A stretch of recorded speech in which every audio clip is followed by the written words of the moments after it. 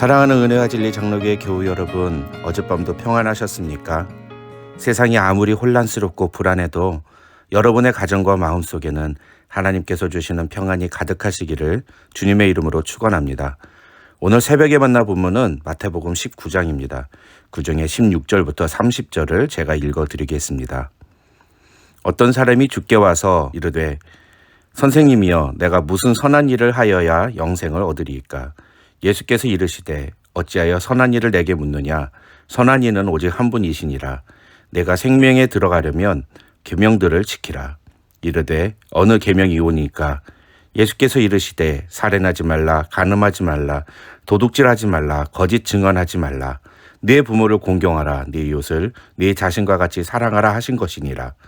그 청년이 이르되 이 모든 것을 내가 지켜 싸운데 아직도 무엇이 부족하니까? 예수께서 이르시되 내가 온전하고자 할진대 가서 내 소유를 팔아 가난한 자들에게 주라. 그리하면 하늘에서 보화가 내게 있으리라. 그리고 와서 나를 따르라 하시니 그 청년이 재물이 많음으로 이 말씀을 듣고 근심하며 가니라. 예수께서 제자들에게 이르시되 내가 진실로 너희에게 이르노니 부자는 천국에 들어가기가 어려우니라. 다시 너희에게 말하노니 낙타가 바늘귀로 들어가는 것이 부자가 하나님의 나라에 들어가는 것보다 쉬우니라 하시니 제자들이 듣고 몹시 놀라 이르되 그렇다면 누가 구원을 얻을 수 있으리까? 예수께서 그들을 보시며 이르시되 사람으로는 할 수 없으나 하나님으로서는 다 하실 수 있느니라. 이에 베드로가 대답하여 이르되 보소서, 우리가 모든 것을 버리고 주를 따라 싸운데 그런즉 우리가 무엇을 얻으리이까? 예수께서 이르시되 내가 진실로 너희에게 이르노니 세상이 새롭게 되어 인자가 자기의 영광의 보좌에 앉을 때에 나를 따르는 너희도 12 보좌에 앉아 이스라엘 12지파를 심판하리라. 또 내 이름을 위하여 집이나 형제나 자매나 부모나 자식이나 전토를 벌인 자마다 여러 배를 받고 또 영생을 상속하리라. 그러나 먼저 된 자로서 나중되고 나중된 자로서 먼저 될 자가 많으니라. 마태복음 19장은 20장과 함께 예수께서 유다 지역을 방문하셨을 때 있었던 일을 소개하고 있는 장입니다. 예수님은 공생의 기간 중에 총 3번 유다 지역을 방문하셨습니다. 그러나 마태복음에서는 그 3번의 방문 중에 마지막 3번째 방문 기간 중에 있었던 일들과 하신 말씀만이 19장과 20장에서 소개되고 있습니다. 오늘 본문인 마태복음 19장에는 크게 3가지 내용이 담겨 있습니다. 먼저 3절부터 12절은 바리새인들이 예수께 나와서 이혼에 대하여 질문한 것에 대해 예수께서 대답하신 내용이 소개됩니다. 그 다음 13절부터 15절에는 예수님께 안수와 기도를 받고 싶어서 어린아이들을 예수께 데리고 온 사람들의 이야기가 기록되어 있고, 마지막으로 16절부터 30절에는 어떻게 해야 영생을 얻을 수 있는지에 대해 예수께 물어온 부자 청년에 대한 이야기가 소개되고 있습니다. 이 3가지 내용을 먼저 자세히 살펴보겠습니다. 먼저 첫 번째로 3절부터 12절에 기록된 이혼과 관련된 예수님의 말씀을 살펴보겠습니다. 이 스토리에 숨어있는 중요한 단서는 바로 3절에 나오는 바리새인들이 예수께 나와 그를 시험하여 라는 표현입니다. 즉 바리새인들이 예수께 질문한 이 이혼에 대한 문제는 예수님을 시험하기 위해 던진 질문이라는 겁니다. 이 이혼에 대한 바리새인들의 질문은 사람이 어떤 이유가 있으면 그 아내를 버리는 것이 옳으니까 라는 것입니다. 이것은 이혼을 해도 되는가 아니면 하면 안 되는가를 묻는 질문이 아닙니다. 이 질문은 이혼은 가능한 것인데 어떤 경우만 가능하냐고 묻는 질문인 것입니다. 예수님은 마태복음 5장 31절과 32절에서 누구든지 음행한 이유 없이 아내를 버리면 이는 그로 간음하게 함이라고 말씀하신 바 있습니다. 즉 예수님은 신명기 24장 1절에 기록된 사람이 아내를 맞이하여 데려온 후에 그에게 수치되는 일이 있음을 발견하고 그를 기뻐하지 아니하면 이혼 증서를 써서 그의 손에 주고 그를 자기 집에서 내보낼 것이라는 내용에서 수치되는 일을 음행으로 한정하셨던 것입니다. 당시 유대 종교 사회에서는 율법을 엄격하게 해석하던 샴마이 학파와 조금 자유롭게 율법을 해석하던 힐렐 학파가 서로 의견 충돌이 있었다고 합니다. 그래서 샴마이 학파 같은 경우에는 예수님처럼 신명기 24장 1절에 기록된 수치되는 일을 오직 음행으로 한정했습니다. 하지만 힐렐 학파 같은 경우에는 아내가 밥을 태우거나 다른 여자보다 얼굴이 조금 못생겨도 이것은 남편에게 수치되는 일이라고 해석했다고 합니다. 그래서 학자들 중에는 오늘 본문에서 예수님께 질문을 던진 이 바리새인들은 아마도 힐렐 학파에 속했던 사람들이었을 거라고 보기도 합니다. 왜냐하면 그러므로 하나님이 짝지어 주신 것을 사람이 나누지 못할지니라는 예수님의 대답에 그러면 어찌하여 모세는 이혼 증서를 주어 버리라 명하였나이까? 라고 다시 질문했기 때문입니다. 예수님은 그런 바리새인들에게 모세가 그런 말을 한 것은 너희의 완악함 때문이라고 대답하십니다. 이것은 여성의 인권이 보장되지 않았던 당시 시대적 상황에서 전적으로 여성에게 불리했던 모든 사회적 제도들과 여성들에 대한 남성들의 폭력적이고 이기적인 태도들로 인해 여성이 일방적으로 피해를 당하지 않도록 이혼 증서를 주어 헤어지게 했다는 뜻입니다. 왜냐하면 이혼 증서가 있는 여성은 다른 남성과 혼인이 가능했지만 이혼 증서가 없는 여성은 다른 남성과 결혼도 하지 못하고 결국 사회에서 도태되어 비참한 삶을 살 수밖에 없었기 때문입니다. 즉, 성경이 이혼에 대해 허용하고 있는 것은 이혼 그 자체를 인정하는 것이 아니라 당시 시대적인 상황 속에서 여성의 인권을 보호하고 배려하려는 하나님의 조치였다는 것입니다. 특히 4절과 5절에서 예수님은 사람을 지으신 이가 본래 그들을 남자와 여자로 지으시고 그 둘이 한 몸이 되게 하셨다는 말씀을 하십니다. 이것을 통해서 예수님은 하나님의 계획은 남자와 여자가 본래부터 동등한 존재라는 사실을 말씀하십니다. 이것은 전적으로 남성 우월적인 문화가 지배했던 당시 시대에 매우 급진적이고 진보적이며 사회개혁적인 사상이었습니다.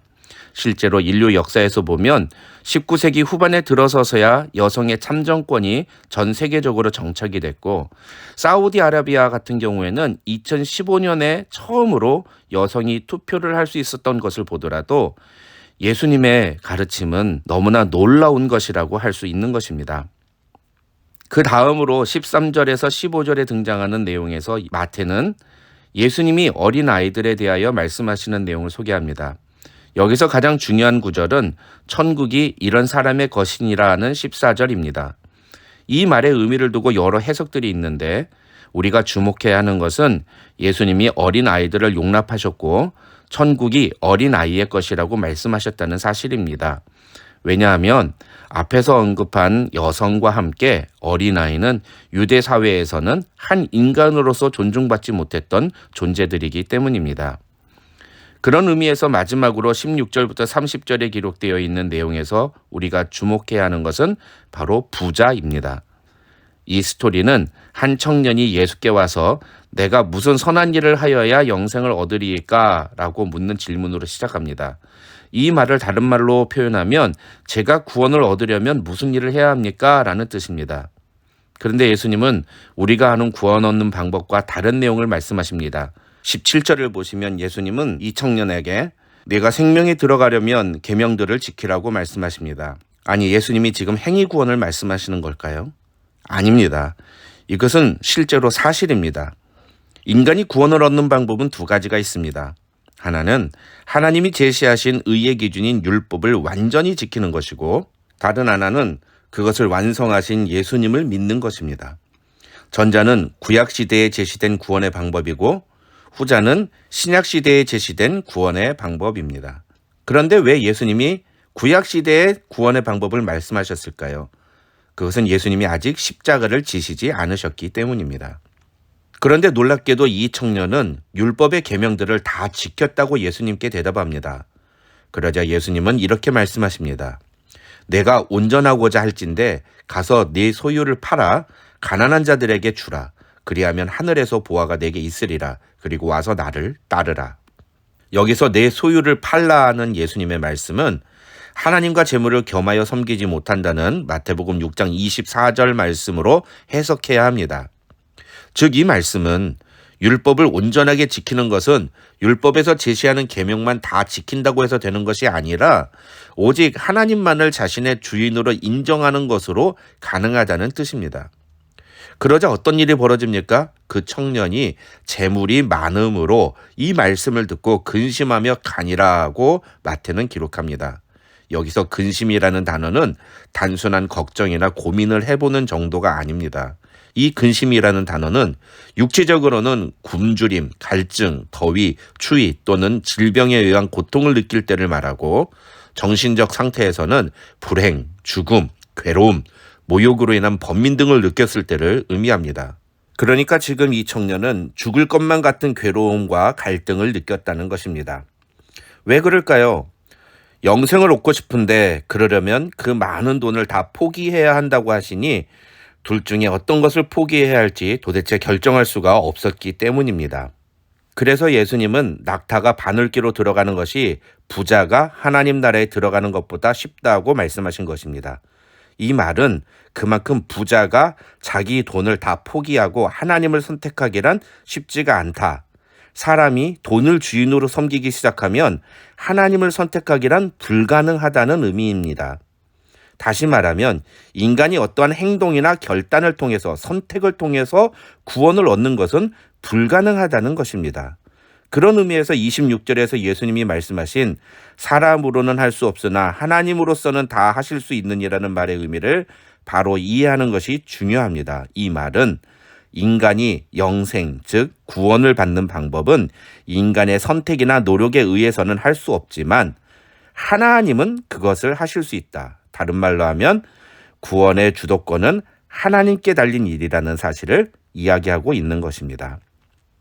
이 16절부터 30절의 내용과 우리가 앞에서 살펴본 3절부터 15절까지의 내용을 함께 조합해서 이 마태복음 19장을 이해하면 당시 남성 우월주의적인 문화가 지배했던 유대 사회에 예수님은 하나님의 나라에서는 여성과 어린아이들도 하나님 앞에서 남성들과 동일한 존재들이며 그런 하나님의 나라에 들어가는 것은 인간의 어떠한 노력이나 선택에 의해서 되는 것이 아니라 오직 하나님을 마음의 주인으로 인정하며 그 주인이 우리에게 명령하신 계명들을 그 본래 의도에 맞게 바르게 지켜 행하며 주님을 따라가는 자라는 사실을 이야기하고 있는 것입니다.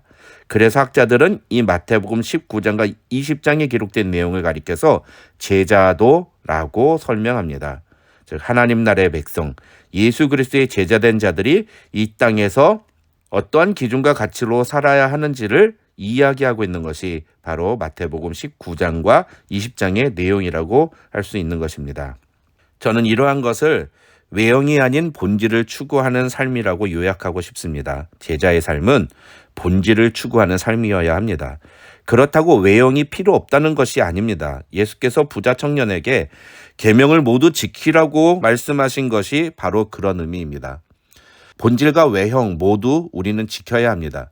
그러나 오늘날 기독교인들 중에는 오늘 본문에 나오는 바리새인과 부자 청년같이 본질은 놓친 채 외형적인 열심과 노력으로 자신의 구원을 추구하는 사람들이 많이 있는 것 같습니다.